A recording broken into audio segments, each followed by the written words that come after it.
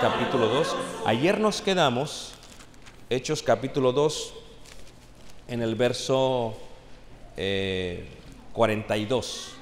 A ver, ayer nos quedamos en el sermón emotivo del apóstol Pedro. Vimos cómo era la conclusión para todos los judíos. Ahora lo que vamos a ver, hermanos, cómo era la iglesia de Cristo en el primer siglo, cómo era nuestra familia en el primer siglo.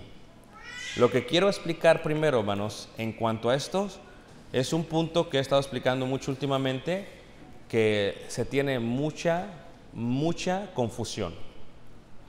La iglesia de Cristo, de Hechos capítulo 2 a Hechos capítulo 9, en la primera dispensación, la iglesia de Cristo toda era solamente hebrea.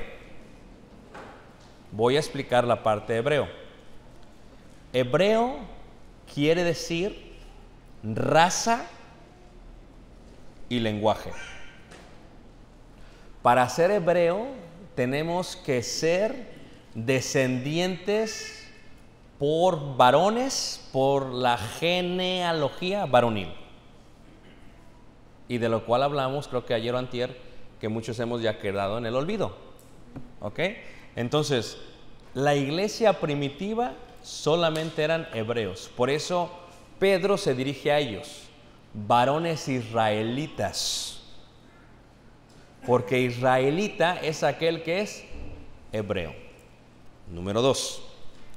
Luego hay los que se van a llamar también prosélitos.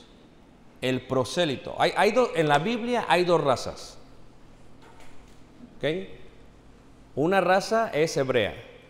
Los descendientes de Abraham, Isaac, Jacob, Rubén, Simeón, Leví, Judá, todas las tribus.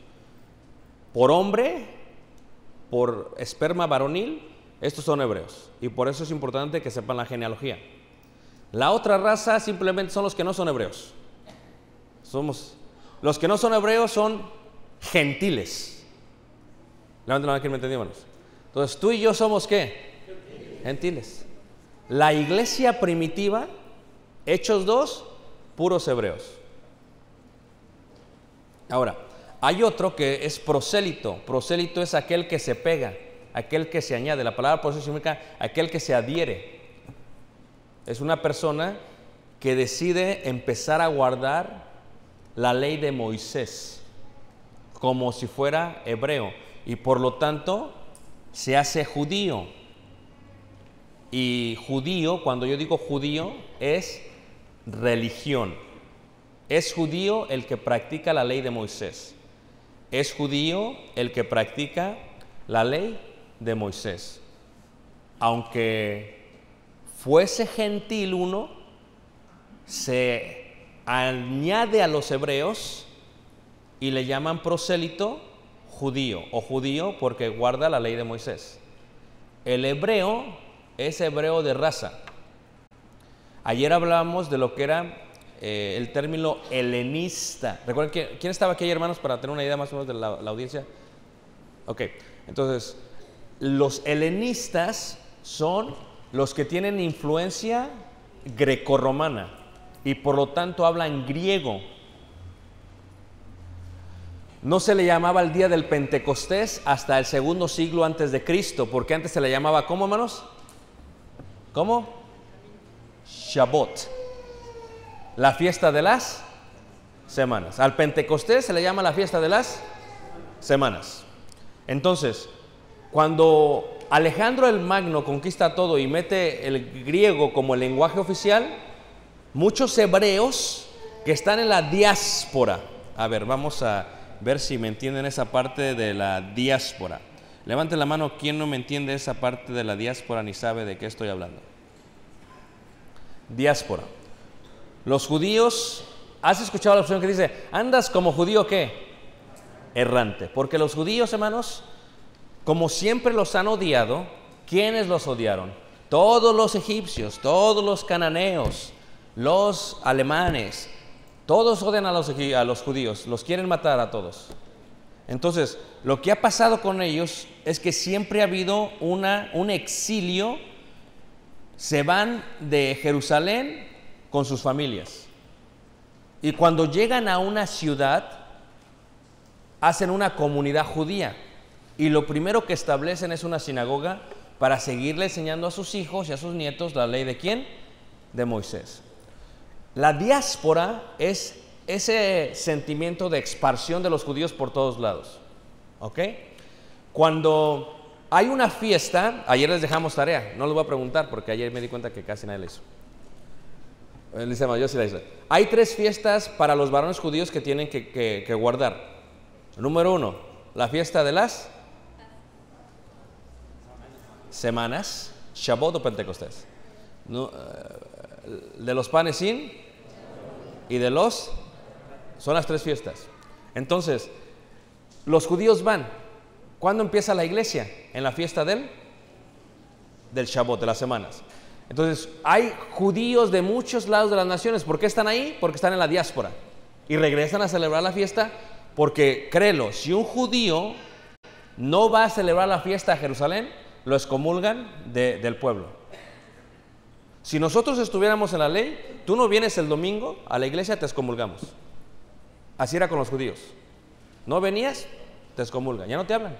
Entonces todos los judíos van. Cuando vamos a Israel, por ejemplo, cuando vamos en febrero, temporada baja, si nosotros vamos en la Pascua, el vuelo pasa de ser $500 de Chicago para allá, vuelo directo a Tel Aviv, a Israel, la Pascua hasta $6,000, $7,000.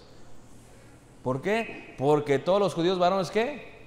Se agarran todos. Es más, ni quieres ir en esa temporada, porque está así de lleno. Bueno, así era allá. Entonces, cuando Pedro predica, se dispersan todos. Los cristianos del primer siglo se van a otros lugares. Por ejemplo, unos se van a Roma, porque Pablo no estableció la iglesia de Cristo en Roma. ¿Quién la estableció, hermanos? ¿A quién? No, Pablo no la estableció la iglesia de Cristo en Roma. Estamos, sin lugar a dudas, tuvieron que haber sido judíos que salieron del Pentecostés. La iglesia de Cristo en Capadocia no la estableció Pablo tampoco. Porque, miren, vamos a ver. Había judíos de todas partes de las naciones. Ya lo leímos ayer. Estos toman y se van. Se regresan, no se quedan en Jerusalén. Los 3,000 que se bautizan, muchos se quedan en Jerusalén. Pero otros, ¿qué? Salen. Y los que salen, como los de Roma, establecen la iglesia de Cristo en Roma, que realmente es la sinagoga creyendo que Jesucristo es el Mesías. Porque otra cosa que tenemos que entender más, es muy importante para la dispensación. Como todos en el principio eran hebreos, la iglesia de Cristo primitiva siguió guardando la ley de Moisés. Eso es muy importante que se entienda. ¿Ok? Muy bien. Entonces, vamos a ir ahí a Hechos, capítulo 2, versículo 42. Vean ustedes, ayer ¿saben qué significa necrópolis? ¿Qué significa, hermanos? Okay. Qué inteligentes, ¿eh? Cuando tú vas a Roma, se encuentran las catacumbas. Las catacumbas son cementerios debajo de la tierra. Así como ahora se meten los muertos hacia arriba, hermanos, antes era abajo. Túneles, ciudades debajo de la tierra. ¿Y qué es lo que hace? Cuando empiezan las persecuciones cristianas, hermanos, lo que sucede es que los cristianos se ocultan en las ciudades subterráneas. Ahora que vayamos a Roma, no sé quién va a ir conmigo, pero creo que está... Hay algunos de aquí que vamos a ir a Roma, vamos en junio. Vamos a ir a las catacumbas y vamos a entrar. Y algo que es totalmente impresionante de las catacumbas, hermanos, es la manera en que enterraban a sus muertos y cómo fue que después estos lugares vinieron a ser lo que se llama criptas. ¿Saben qué es una cripta, hermanos? Lo que le llamamos a nosotros aquí el lugar de reunión. Y en las catacumbas puedes ver frescos como este que ves aquí, símbolos cristianos que declaran que la iglesia primitiva estuvo ahí. Ahora, aquí es el secreto, hermanos, ¿ok? ¿Cómo te das cuenta que fue el del primer siglo? Porque estudian el carbono y así se dan cuenta cuándo fue. Lo mismo sucedió en Turquía. Hay ciudades subterráneas, mismo estilo. La iglesia de Cristo de ahí cerca de Derbe, abajo está en forma de cruz y ahí se reunía la iglesia del Señor. ¿Cómo sabemos que es Capadocia? Porque si tú lees Hechos 2, dice, por ejemplo, había partos, medos, elamitas y los que habitábamos en Mesopotamia, en Judea, ¿y en dónde, hermanos? En Capadocia. O sea que la iglesia de Cristo se esparce por todos lados, hermanos, después del día del Pentecostés. Pero el libro de Hechos, hermanos, solamente se va a enfocar por ahora a la iglesia de Cristo que se quedó en Jerusalén. Porque si tú vas a Egipto, y también vamos a ir a Egipto, y tú vas, por ejemplo, al Valle de los Reyes, que está en Luxor, la ciudad antigua donde estuvo y creció Moisés, y tú cruzas el río Nilo y subes como unos 15, 20 minutos y subes a los templos de Hatshepsut y otros templos. Adentro se encuentra, hermanos, grafiti, versículos de la Biblia del primer siglo. ¿Cómo sabemos eso? Porque esto también era en Frigia, Panfilia y en Egipto. O sea que la iglesia de Cristo, ¿qué? Se esparció. Sin embargo, la Biblia solamente se va a enfocar primero en Jerusalén, luego en Antioquía y después solamente en los viajes del apóstol, ¿qué? Pablo. Pero ¿cuántos apóstoles eran, hermanos? Eran 12 más Pablo 13. Dices, ¿y qué pasó con los demás? ¿O qué me dicen? ¿No hicieron nada? Hicieron mucho, de lo cual no, ¿qué? Sabemos. Pero la arqueología nos indica dónde había iglesias de Cristo en el primer siglo. Pero la historia que solamente tenemos es la historia de los Hechos. Porque ¿quién escribió los Hechos? ¿Y qué era Lucas? Griego, gentil. ¿Y realmente Lucas era quién? ¿Con quién andaba? Con Pablo. Pues, claro. Pues ¿qué ibas? Pablo no va a estar escribiendo lo que pasó acá con Mateo. Él va a escribir, Lucas, lo que le pasó a Pablo, porque fue con él, y esto pasó, y esto pasó, y esto pasó. Pero no va a escribir lo que pasó con ¿qué? Con Mateo. No va a escribir lo que pasó con ¿quién? Con Matías. No va a escribir lo que pasó. Pero ¿qué pasó con aquellos? Porque no es como que ya se quedaron ahí. Vemos parte de ellos en el concilio en Hechos 15. Vemos parte de ellos en la mención de Gálatas capítulo 1. Pero después no vemos nada. Y esto es totalmente interesante. Porque cuando tú vas a Capadocia, a la parte de Listra, a la parte de Derbe, y entras a las ciudades, y no solamente hay ciudades, hay cuevas. Te das cuenta de restos de grafiti antiguo del primero, segundo y tercer siglo. Y eso era la iglesia de Cristo. ¿Cómo llegó el evangelio ahí? Son cosas muy interesantes, hermanos. Pero estamos en Hechos capítulo 2, versículo 4. Veamos cómo era la iglesia primitiva, de quien somos nosotros familia. Veamos. Dice, y perseveraban en la doctrina de ¿quiénes? De los apóstoles.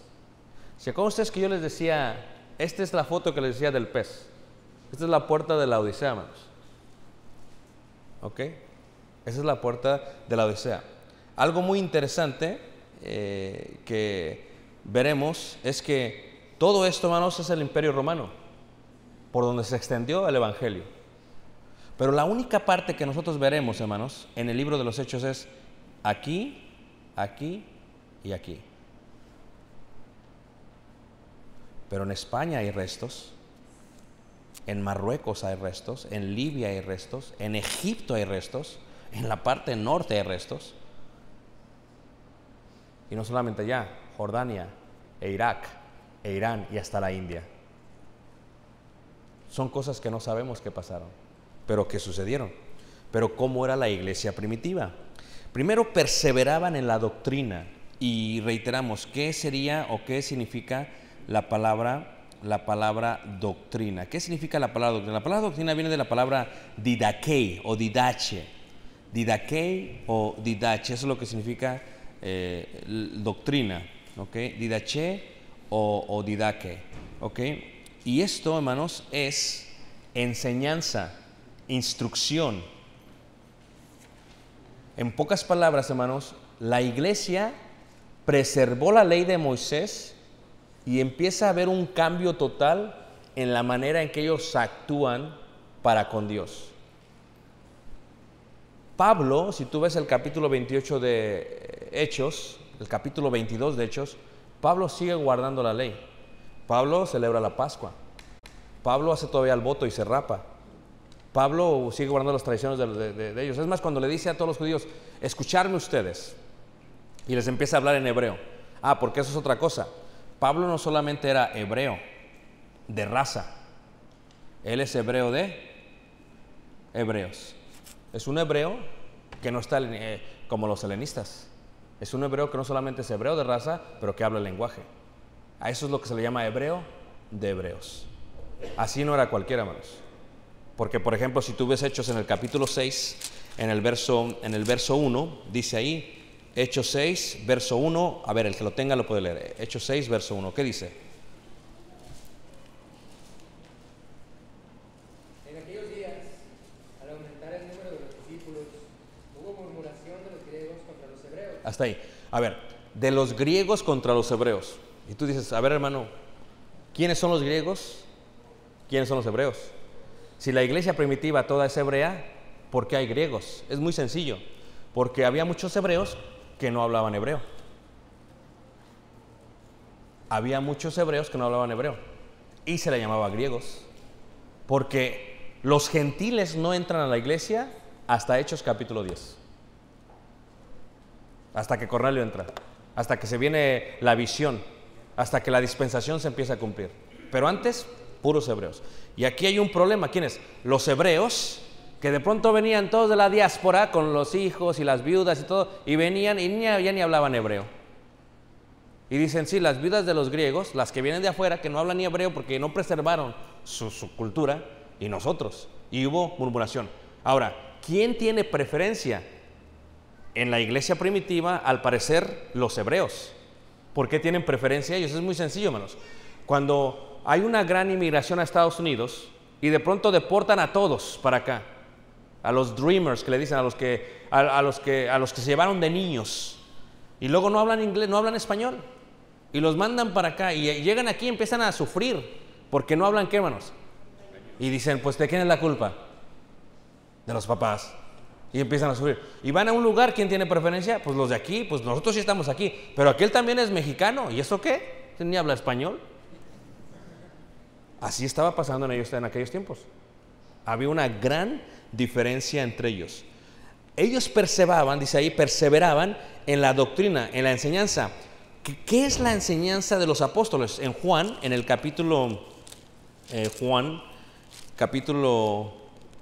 16, Juan 16, dice ahí, Juan 16, leeremos Juan 16, verso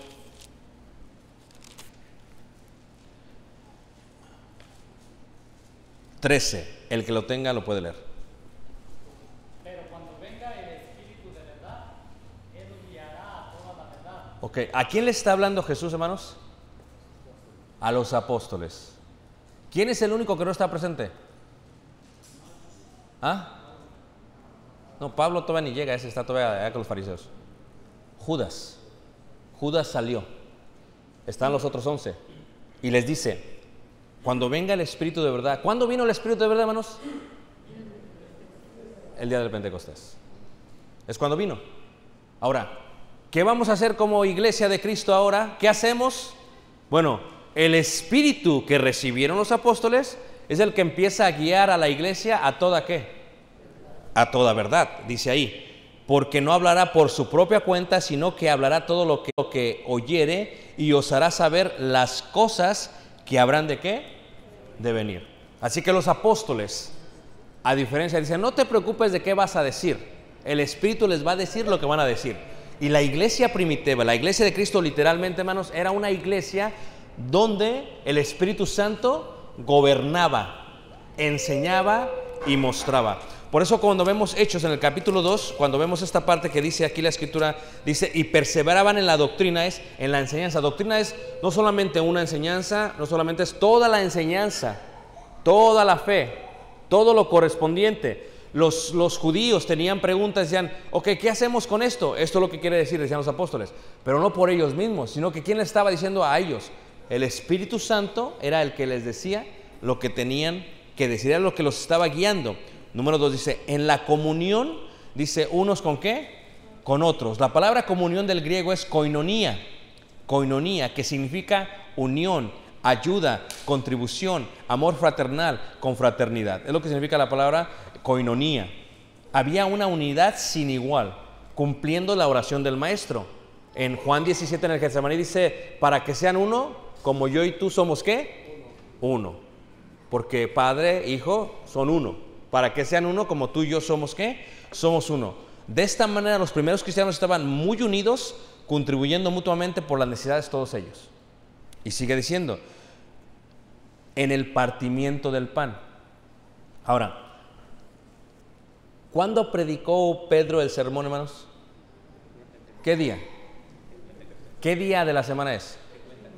El domingo. ¿Y qué se hace el domingo? Se parte el pan. Porque dijo ellos, así lo van a tomar, lo van a partir y van a hacer memoria ¿qué? De mí. Ellos acaban de confesar al Mesías, a que Jesús es Señor y Cristo. Ahora tienen que guardar el pan, ¿sí qué? El partimiento del pan indica dos cosas. Indica hacer memoria e indica la comunión que hay entre todo el pueblo. Es solamente un pan, pero al partirlo cada quien, son muchos. Somos muchos, pero solamente somos un cuerpo, el cuerpo de Cristo que fue partido allá. Por eso cuando pasa el pan sin levadura, no agarras y ahí lo agarras, tienes que partirlo. Ahí dice, no, pues ya lo partieron por mí, ¿ya para qué lo parto? Así me lo como. No estamos siendo ortodoxos, es lo que está diciendo la Escritura. Porque el partir es recordar, así como el cuerpo fue molido, fue inmolado, sufrió, así también yo lo voy a partir. Aunque hay uno bien chiquito, dice, uno chiquito lo agarro y lo parto. Porque es el partimiento del pan. Esto es muy importante, hermanos, ¿ok? A veces nos hacen tan fácil el trabajo que ya viene todo partido y ya nadie hace nada. Pues ¿qué memoria vas a hacer? Ni meditas en lo que estás haciendo. Dios nos pone mandamientos con el propósito que sean de beneficio para nosotros. Ahora, véase cómo el partimiento del pan aquí es la cena del Señor. Porque partir el pan también significa como cuando vamos a comer a la casa de un hermano. Pero aquí en el contexto es el partimiento del pan, es la cena del Señor y en las oraciones. ¿Cuántos puntos de adoración en la iglesia, hermanos? 5 número de qué? Gracia, ¿ok? 5. Oración, enseñanza, ¿verdad? ¿Ah? Canto, ofrenda, ¿y qué más? ¿Ah? La cena. Entonces aquí estamos viendo cómo es que la iglesia era. Hacían oraciones, número 1. Partían el pan, número 2. Enseñaban, número 3. O sea, esto es lo que tenía que haber. Ahora, me pregunta una persona muy interesante, dice, porque hay mucha gente, hermanos, quiero decir esto es muy importante, ¿ok? Tú y yo somos gentiles. Tú y yo no tenemos que guardar la ley de Moisés. Los que podían guardar la ley de Moisés eran los que ya eran judíos y habían aceptado a Jesús como Señor y Cristo. Pero tú y yo no la tenemos que guardar. Es una incongruencia que nosotros, siendo gentiles, queramos guardar la ley de Moisés. Es una incongruencia. Porque la ley de Moisés no nos justifica. Lo que nos justifica es la fe en la sangre de Cristo, ¿qué? Jesús. Sin embargo, hay muchos que quieren hacerse judíos. Dices, yo acepto a Cristo Jesús como mi Salvador, pero yo también quiero ser judío. Y al hacerme judío, quiero guardar todo lo que ellos guardan. Es que así no es como son las cosas. Si tú fuiste llamado siendo gentil, quédate gentil y guarda la enseñanza de los apóstoles. Si fuiste llamado siendo prosélito, quédate prosélito judío. Sigue guardando la ley, pero cree que tu salvación no es por las obras de la ley que estás guardando, sino por la fe en Cristo Jesús. Eso es muy importante, hermanos, porque hoy en día están surgiendo muchos que se quieren regresar al judaísmo, quieren ser judíos otra vez, quieren guardar el día sábado. Y me preguntan, hermano, ¿pero por qué significa que el sábado es estatuto perpetuo? Ahí dice, todas vuestras generaciones. Sí, es lo que dice, hermano. ¿Qué es lo que no entiendes? ¿Qué? No entiendo. Te lo voy a explicar. Mira, ¿tú eres judío? No. Ok.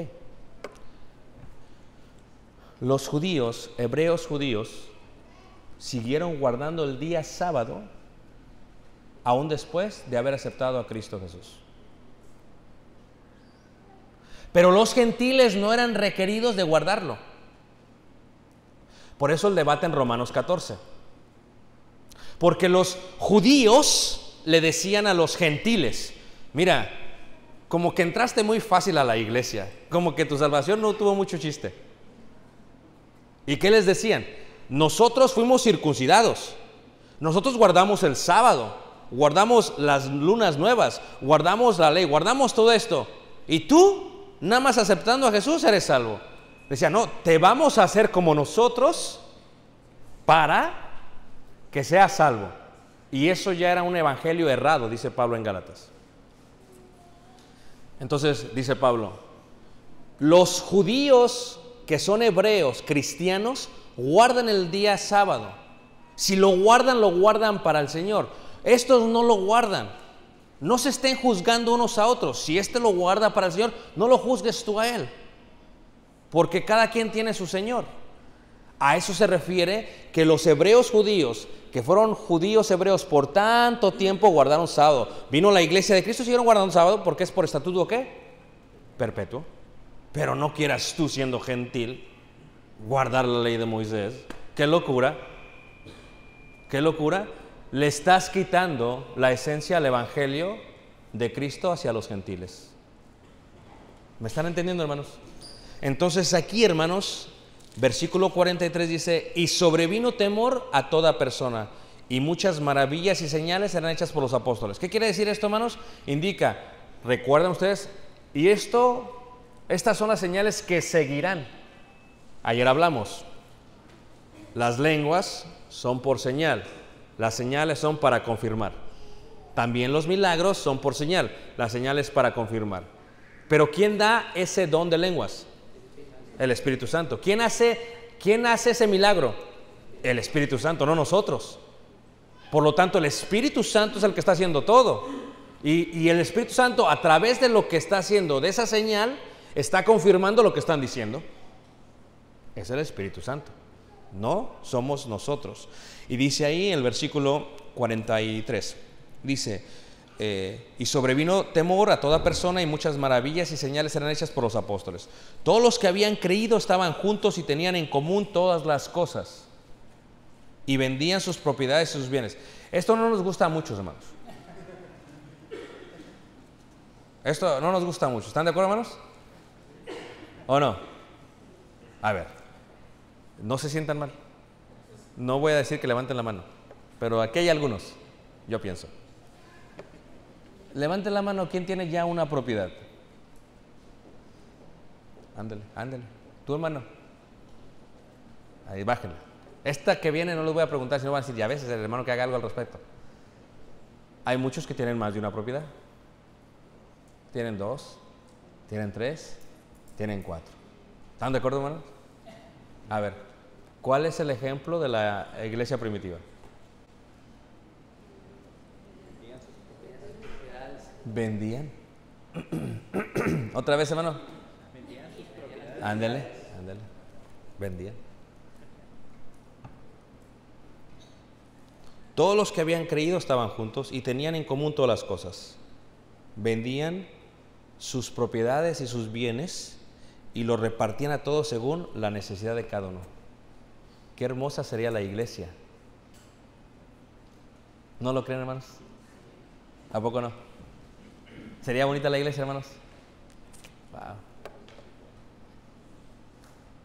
Porque yo he estado en Estados Unidos por muchos años. Y yo vengo acá también, hermanos. Y permítanme decirles algo, hermanos. A mí me parece a veces que allá son más esclavos de sus deudas que acá. Me parece que allá trabajan y trabajan y nunca pueden pagar una casa. Y nunca son dueños de una casa. Y luego cuando son los deportan a los pobres.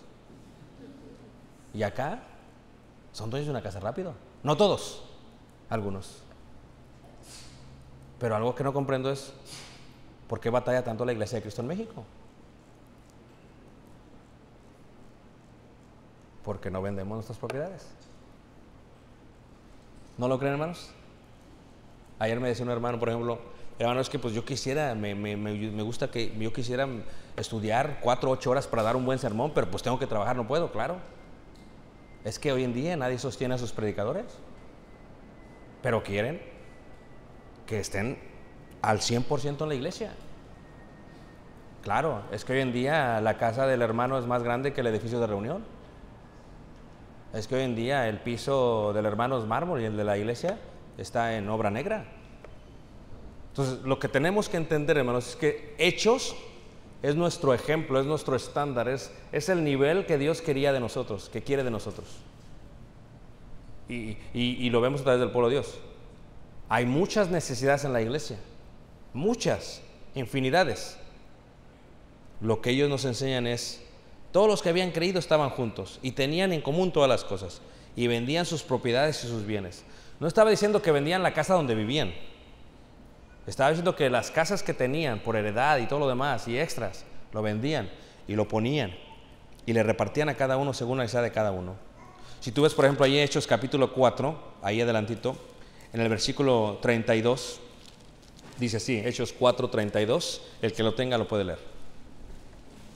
Y la multitud de los que habían creído era de un corazón y alma, y ninguno decía ser suyo propio nada de lo que poseía, sino que tenían todas las cosas en común. Muy bien, tenían todas las cosas en común. Ellos vendían y vendían. A ver, aquí es interesante porque para el que no tiene nada dice, síguele, hermano, amén, hermano, gloria a Dios, dale, eso me gusta, hermano, dale. ¿A poco no? Y para el que tiene mucho dice, no, hermano, párale, déjame que me estás redarguyendo. No, es que no soy yo, es el Espíritu Santo. Porque el que tiene mucho, tiene para repartir. Y el que tiene poco, no tiene para recibir. De tal grado que haya igualdad, dice Pablo en 2 carta de Corintios 8, 9. Entonces, ¿qué sucedía? Sucedía eso. Y todos vendían. Versículo 34. Así que no había entre ellos ningún necesitado, porque todos los que poseían heredades o casas las vendían y traían el precio de lo vendido y lo ponían a los pies de ¿quiénes, hermanos? De los apóstoles. Yo siempre he dicho, quiero traducirte los números, las cifras, porque a veces traducidas como que impactan más. ¿Estamos listos, hermanos?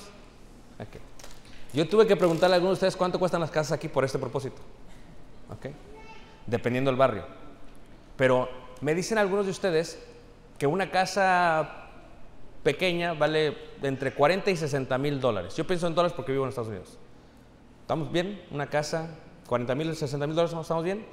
¿Más o menos? Ok. Imagínate tú, hermanos, que un hermano tenga 2 casas de esas. ¿Para qué quiere 2? Una la tiene hasta abandonada, no la puede ni rentar. Imagínate tú, hermanos, que el hermano vendiera su casa y que trajera a la anexa 60 mil dólares, hermanos. Que viniera con un portafolios. Es que es lo que estaba pasando en aquel tiempo, hermanos. Y que le dijera al predicador de la anexa, ahí está, para lo que necesite. Es impactante, hermanos. Ya ven cuando se traduce en números, es importante. Ahora imagínense en California, porque en California ya es otro mundo. A ver, los que viven en California. Está Iván. Él como que vive y como que no vive, porque aquí vive y luego vive allá. Pero entre los de California, hermanos, $500,000 por una pequeña casa. Que llegaran con $500,000, hermanos. Ahí está. Hagan lo que necesiten hacer. Es impactante. Eso, hermanos, es el tipo de ejemplo que nos dejó nuestra familia. Para que la iglesia crezca, eso es lo que tenemos que hacer. Es que no, pues el predicador ahí a ver cómo le hace. A ver cómo figura. Fíjate lo que dice el ejemplo de los apóstoles. Hechos capítulo 6, en el versículo 4. Empezó a haber murmuración y dice, Hechos 6, 4, dice, los apóstoles dijeron, versículo 2, entonces los 12 convocaron a la multitud de los discípulos y dijeron, no es justo que nosotros dejemos la palabra de Dios para servir ¿a qué? A las mesas. ¿No es justo, hermanos? No es justo. ¿Verdad que no es justo, hermanos? No. Ahora, fíjate cómo somos nosotros. Para la educación de nuestros hijos le damos bien. A veces los ponemos hasta en escuela privada. ¿No es cierto, hermanos? Profesores privados, uno de música y lo que sea. Pero para la educación espiritual de nuestros hijos, hermanos, ahí sí. Es que, hermanos, no es lo mismo escuchar un sermón que se preparó la persona media hora a un sermón que se preparó 10 horas. No es lo mismo. Pero el hermano no puede. ¿Y por qué no puede? Porque nadie quiere dar. ¿Y por qué nadie quiere dar? Porque nadie tiene. O sea, algunos sí tienen 2 casas, pero no dicen. Porque no conviene. El ejemplo de ellos es, démoslo. Cuando vinieron a los apóstoles, dijeron, a ver, tenemos un problema. Hay en la distribución diaria de las viudas, de las necesidades, hebreos con griegos, hay una gran necesidad. Están desatendidas las de los griegos. Y dice, ¿qué vamos a hacer? Dice, ellos convocaron a la iglesia. Fíjate, hermanos, otro ejemplo bíblico es que no lo decidieron ellos solos. A ver, tú y yo vamos a decir qué hacemos con los medios que tenemos. Y ya luego les decimos a ellos. Nunca se hacen eso, hermanos. Siempre hay una comunicación congregacional. O sea, no es que, a ver, tú y yo vamos a decir qué hacemos y luego les avisamos. ¿No es cierto, hermanos? Así no lo hicieron los apóstoles. Son apóstoles y dicen ellos, convocaron a la multitud de ¿quiénes? De los discípulos. Es el ejemplo bíblico. Porque por eso hay tanta murmuración en la iglesia. No es que decidieron allá y quién sabe qué decidieron y ya no nos gustó. Pero si se convocara a todos y les dijeran, no es justo que nosotros dejemos la palabra de Dios para servir a las mesas. Y todos dirán, sí, no queremos, apóstoles, no queremos. Pedro, no queremos que te vayas a pescar otra vez, Pedro, no. Mateo, no te vayas otra vez de publicano, por favor, no te vayas de publicano, Mateo, te necesitamos. Y a Juan, no te vayas a pescar tampoco, por favor, quédate con nosotros. O sea, claro, porque necesitan estar enfocados en ¿qué, hermanos? No es justo. Pero los apóstoles tienen que decir, no es justo. Hoy tenemos tantos mártires en la iglesia que predicamos. Son mártires. Yo puedo, yo trabajo, yo hago para que vean todos que soy un súper cristiano, un súper predicador. Nadie. No, es que no, eso tampoco es sabio. Fíjate lo que los apóstoles dijeron. De ellos salió, hermanos, no es justo. Yo tengo esta necesidad, quiero enfocarme en esto, no es justo. Vamos a hacer esto de otra manera. Escójanse ustedes, dice, buscad pues hermanos entre vosotros. Dice, ¿y quién los va a buscar? Ustedes. Porque bien, el apóstol Pedro había dicho, a ver, tú me caes bien, y tú me caes bien, y tú me caes bien, y tú, y ustedes van a ser los... No, así no es como funciona la iglesia, hermanos. Buscad entre ustedes. Fíjate el ejemplo bíblico, hermanos. Por eso, si hiciéramos esto, no tuviéramos tantos problemas en las iglesias. Y dice, llenos del Espíritu Santo, porque ¿quién es el que los va a aprobar? El Espíritu Santo, el testimonio. Llenos del Espíritu Santo y de sabiduría, a quienes encarguemos de estos trabajos. Dice, y nosotros persistiremos en la oración y en el ministerio ¿de qué? De la palabra. Fíjate, ¿no te gustaría que alguien estuviera orando constantemente por ti y por tu familia? ¿No te gustaría, hermanos? Pero el hermano no puede porque tiene que ir a trabajar, hermanos. Y el pobre está todo desvelado porque fue a dar una clase en la mañana, en la noche. Y está orando por ti mientras va manejando. Es que no es justo. Fíjate el ejemplo de ellos, hermanos. Y lo hacen. Y los apóstoles se siguen enfocando ¿en qué? en persistir en la palabra y en ello. Pero no se puede hacer esto, hermanos, si la iglesia no imita a la familia que teníamos. Yo sé que nosotros éramos gentiles y sé que hay un prejuicio muy grande entre nosotros cuando damos algo. Porque decimos, es que si se lo damos a alguien, a lo mejor se lo va a llevar, hermano. Es que quién sabe. Si le voy a dar $60,000, a lo mejor se lo roba. Pero entre los apóstoles, hermanos, había una gran transparencia. Una transparencia total. Si nosotros te dimos esto, dice Pablo, yo recogí la ofrenda, dice, pero ustedes escójanse 1 o 2 para que vean, yo la voy a llevar y luego les voy a dar cuentas. Transparencia total, hermanos. Esto se juntó, esto fue lo que se hizo y esto y aquello. Y cuando hay esa transparencia en el pueblo de Dios, no hay ningún problema, hermanos, porque todo el pueblo sabe lo que está pasando. Pero ¿qué sucede, hermanos? Cuando no se sabe cuánto se ofrendó hoy, ¿quién sabe? ¿Quién sabe? No sabemos cuánto se ofrendó, no sabe, nadie sabe. Y luego, ¿en qué se gastó? ¿Quién sabe? Solamente saben 2. ¿Y cuándo convocaron a la iglesia? Nunca, porque eso no lo hacen, eso no lo practican. Ellos hacen y deshacen y luego nos avisan. Y luego, ¿cuánto hay? ¿Quién sabe? ¿En qué gastaron? No sé. Ellos, hermanos, los apóstoles nos enseñan que la transparencia es importante. Siempre hemos dicho esto, hermanos. Quienes predicamos, por ejemplo, del Señor Jesús, no es bueno que llevemos la bolsa de las ofrendas. Es mucho poder.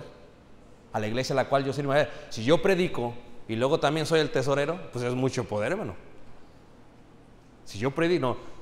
¿Qué hizo? Dice, no, hermano, es que no confío en nadie. Todos estos son, no, quién sabe qué vayan a hacer si les damos la ofrenda. Pues Jesús confió en Judas. Se las dio a Judas, hermanos. Y sabía qué iba a hacer. Son ejemplos bíblicos.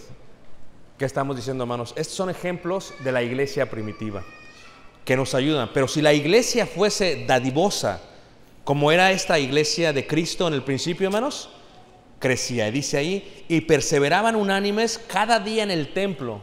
¿Por qué en el templo? Porque seguían guardando la ley de Moisés, hermanos. Y dice, y partiendo el pan en las casas, ahí sí es no el partimiento del pan, sino partiendo el pan. En las casas comían juntos con alegría y sencillez, ¿qué? De corazón. Es bien bonito, hermanos, como aquí bien bonito cómo se juntaron varias congregaciones. Y un día burritos de frijoles, y burritos de chorizo, y burritos de... Bien bonito, y otro día tortas. Ah, esa torta sabía tan rica, hermanos. Yo llegué a la casa y me la como, hermanos. Eso, bien bonito, hermanos. Fíjense que cuando eso pasa en el pueblo de Dios, se siente una armonía total. ¿Quién lo puso? ¿Quién sabe? Pero todo el pueblo fue bendecido. Pues veámoslo así, en aquel tiempo, hermanos. ¿Sabes cuántos eran?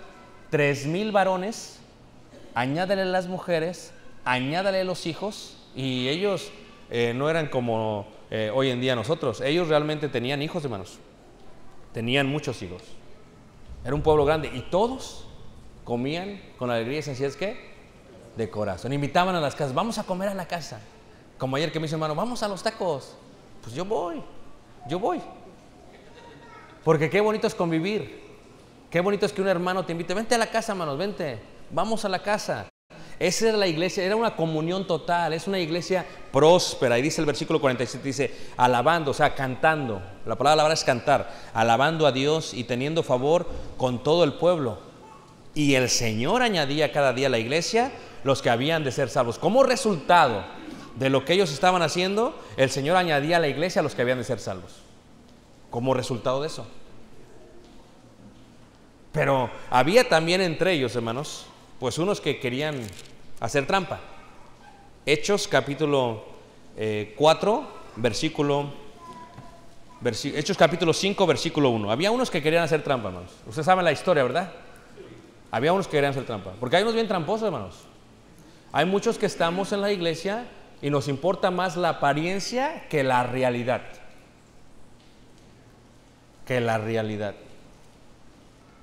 Según quien venga recolectando la ofrenda, viene para que él sí vea que yo sí doy. Saca uno de 500 pesos para que vea. Y velo. Ahí está.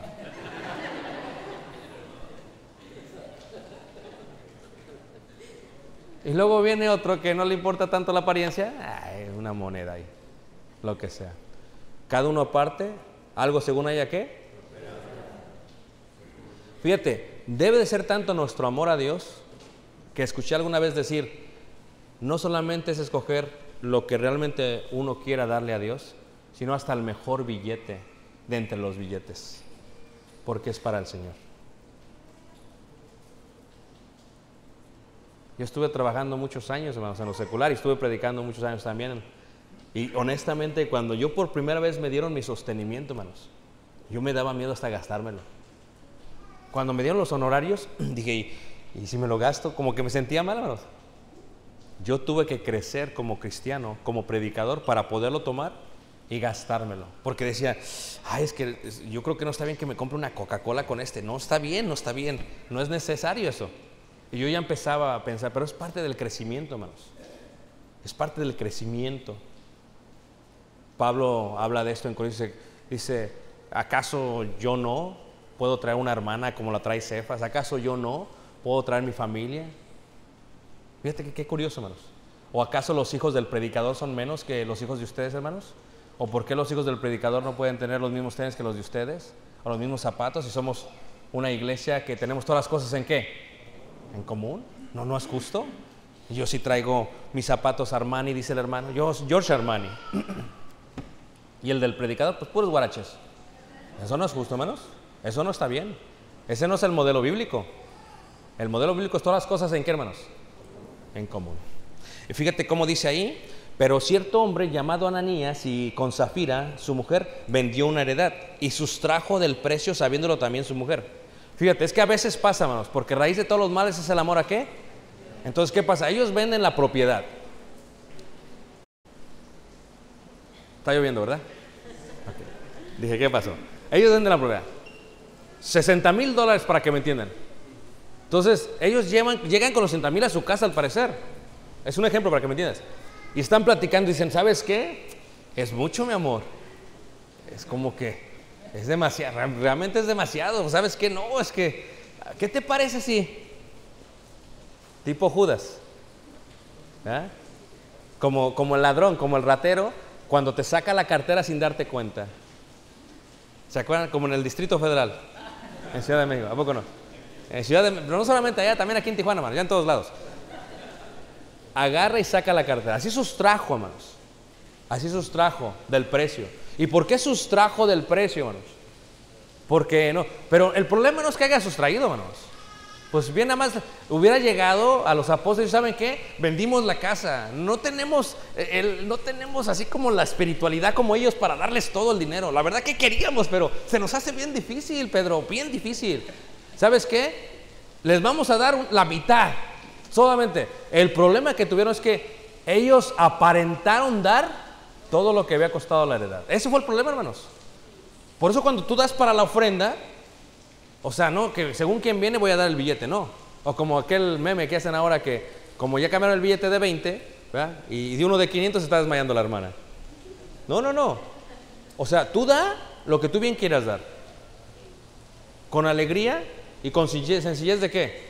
De corazón. Pero fíjate cómo dice aquí la escritura. Ellos sustrajeron, dice, y trayéndole solo una parte lo puso a los pies de los apóstoles. Y dijo Pedro, Ananías, ¿por qué llenó Satanás tu corazón para que mintieses al Espíritu Santo y sustrajeses del precio de la heredad?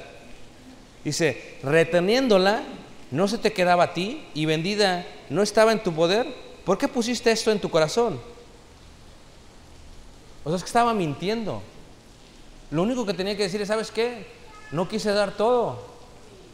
Es lo único. A veces cuando estamos en la iglesia, hermanos, si queremos dar, queremos que la gente vea que damos. No, puedes hacerlo en forma anónima. No tiene que saber nadie, porque no buscamos la gloria de los hombres, sino la gloria de ¿quién? De Dios. El ejemplo bíblico es este, y todos saben lo que le pasó a los pobres, se murieron. Pero el ejemplo bíblico, regresando a Hechos capítulo 2, es todos hacían esto y el Señor añadía cada día a la iglesia a los que habían salvado. ¿Qué los añade el Señor? Si alguien se bautiza hoy o mañana, no soy yo. El predicador tiene que crecer, no somos nosotros. Es el Señor. El Señor añade, no cuando yo digo. A veces puedo escuchar un gran hermano con un sermón con mucha elocuencia y nadie pasa a bautizarse. Y luego pasa otro hermano, tímido, y se pasan 10 a bautizar. Pero es que no es el hermano, es el Señor el que añade. Es el Señor el que toca el corazón. Es el Señor el que decide. Si tú sabes eso, vas a predicar el Evangelio sin esperar ver resultados.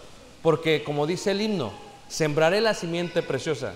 El resultado se lo dejaré ¿a quién? No depende de mí. ¿Depende de quién? De Dios. O como aquel predicador que anda ahí haciendo su lista. A ver, ¿cuántos llevo bautizados? Este se llamaba tal y este se llamaba tal. Y tiene su lista, ¿cuántos han bautizado? ¿Tú crees que eso es importante? Lo importante es que sean añadidos al libro de la vida. ¿Para qué tienes un registro? Eso no importa. Porque lo que importa es que Dios los registre en su libro. Porque tú no los añadiste. ¿Los añadió quién, hermanos? Dios. Es hermoso ser partícipe de ello, pero es Dios. Hechos capítulo 3, verso 1. Dice así: Pedro y Juan subían juntos al templo a la hora novena. A ver, ¿cuál es la hora novena? 3 de la tarde, muy bien, 3 de la tarde, ¿listos? Porque de 6 a 7 la primera, de 7 a 8 la segunda, así sucesivamente, 3 de la tarde. Los judíos iban a orar constantemente al templo. Ahora, ¿cómo oraban los judíos? Había unas piedras que estaban fuera de la pared intermedia. Los que vieron la primera clase saben de lo que estoy hablando, ¿ok? ¿Saben dónde está la pared intermedia? ¿Dónde está la pared intermedia, hermanos? Lo que separa el patio de los gentiles del inicio del templo. Y enseñaban a sus hijos a orar. Cuando dice la palabra oraban, ellos enseñaban a los más jóvenes, como se ve aquí, y luego se postraban. Esto es estar postrado. ¿Ok? Es así como los judíos oraban. Así como oró Pedro y Juan. Y dice: y era traído un hombre cojo de nacimiento, a quien ponían cada día a la puerta del templo, que se llama La Hermosa. Ya dijimos dónde está La Hermosa. ¿Se acuerdan dónde está La Hermosa, hermanos? Del lado este. Ya lo vimos todos. Ya vimos dónde está la puerta hermosa. Y dice: para que pidiese limosna de los que entraban en el templo. Cuando vio a Pedro y a Juan que iban a entrar al templo, les rogaba que les diesen limosna. Pedro, con Juan, fijándose en él los ojos, le dijo: míranos. Entonces él les estuvo atento, esperando recibir de ellos algo. Mas Pedro dijo: no tengo plata ni oro, pero lo que tengo te doy. En el nombre de Jesucristo de Nazaret, levántate y ¿qué? Y anda. Ahora, les voy a preguntar: ¿para qué se hacen los milagros? Son por señal, siempre que ves los milagros en la Biblia son por señal, para confirmar. No hay necesidad de hacer milagros el día de hoy, hermanos. En aquel tiempo era por señal, ¿para qué? Confirmar. Y eso es lo que sucede. Y tomándole por la mano derecha le levantó, y al momento se le afirmaron los pies y tobillos, y saltando, fíjate, se puso tan contento, saltó, se puso en pie y anduvo, y entró con ellos en el templo, andando y saltando y alabando a Dios. Y todo el pueblo le vio andar y alabar a Dios, y le reconocían que era el que se sentaba a pedir limosna a la puerta del templo, La Hermosa, y se llenaron de asombro y espanto por lo que habían sucedido. O sea, si nada más entra Pedro y Juan, nadie los va a escuchar. Pero ven al milagro, hermanos, al hombre que está caminando, todos los voltean a ver. ¿Qué está pasando aquí? ¿Qué es esto? ¿Y para qué sucede eso? Para que Pedro predique el segundo sermón de la iglesia primitiva. Versículo 11. Y teniendo asidos a Pedro y a Juan, el cojo que había sido sanado, todo el pueblo atónito concurrió. ¿Cuál fue la primera señal del primer sermón? Las lenguas. ¿Cuál es la segunda señal para el segundo sermón? La sanación de este cojo. Señal, llama la atención de los que están ahí, predican para confirmar. Siempre es así. Las señales no son para los creyentes, son para los incrédulos. ¿Ok? Y dice ahí, había sido sanado, todo el pueblo atónito concurrió a ellos al pórtico que se llama de Salomón. A ver, aquí ya estamos viendo la puerta La Hermosa y el pórtico de Salomón. A mí me gusta mucho visualizar las cosas, hermanos. Díganme ustedes, pues, ¿dónde es el pórtico de Salomón?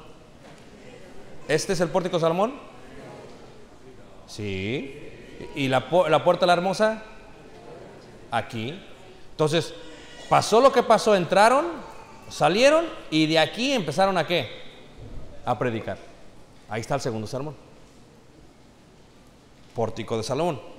Y dice así, dice, fíjate lo que hace Pedro, hermanos, muy interesante, porque lo que Pedro hace, hermanos, es que Pedro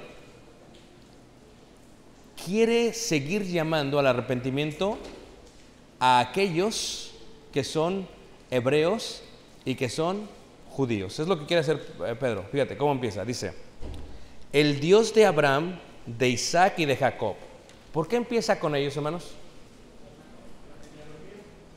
Por genealogía, por los hebreos. Abraham, Isaac y Jacob, los patriarcas. El Dios de nuestros padres ha glorificado a su Hijo Jesús, a quien vosotros entregasteis y negasteis delante de Pilato, cuando éste había resuelto ponerle en libertad. Mas vosotros negasteis al santo, número 1, y al justo, número 2, y pedisteis que os diese un homicida, y mataste al autor de ¿qué? De la vida. Porque ¿quién da la vida, hermanos? Jesús, a quien Dios resucitó de los muertos, de lo cual nosotros somos testigos. Y por la fe en su nombre, a este que vosotros veis y conocéis, le ha confirmado su nombre, y la fe que es por él ha dado a esta completa sanidad en presencia de todos vosotros. Fíjate, el cojo, hermanos, de nacimiento, lo tienen ahí en la predicación. ¿Por qué lo ponen ahí? Porque quieren que les haga caso. Todos lo conocían, estaba siempre en la puerta. Pasaban y lo veían, y pasaban y lo veían. Y dicen, pues este es el cojo y está caminando. Y otros, pues tú sí. Y dice, voy a confirmar lo que estoy diciendo. Quien lo hizo, fue el autor de la vida. El Dios de Abraham, el Dios de Isaac, el Dios de Jacob, el Dios de nuestros padres, ha glorificado a su Hijo.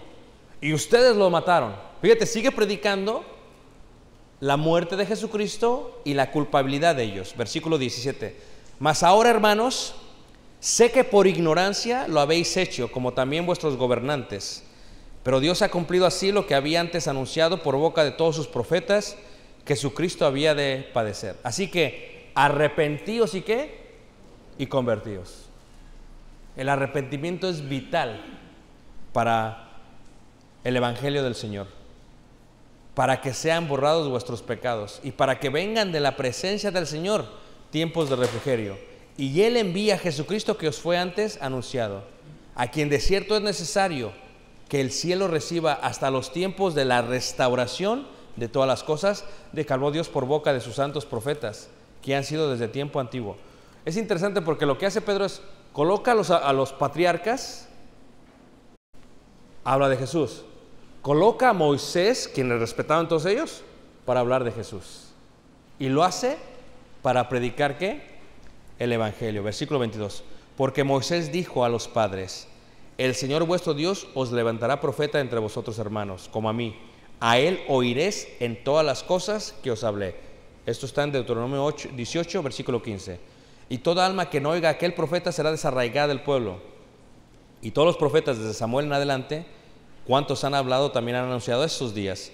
Vosotros sois los hijos de los profetas y del pacto que Dios hizo con nuestros padres, diciendo a Abraham, en tu simiente serán benditas todas las familias de la tierra. Y a vosotros primeramente Dios, habiendo levantado a su Hijo, lo envió para que os bendijese, a fin de que cada uno se convierta de su maldad. Y entonces automáticamente vienen, hermanos, los retos para la iglesia. 4:1.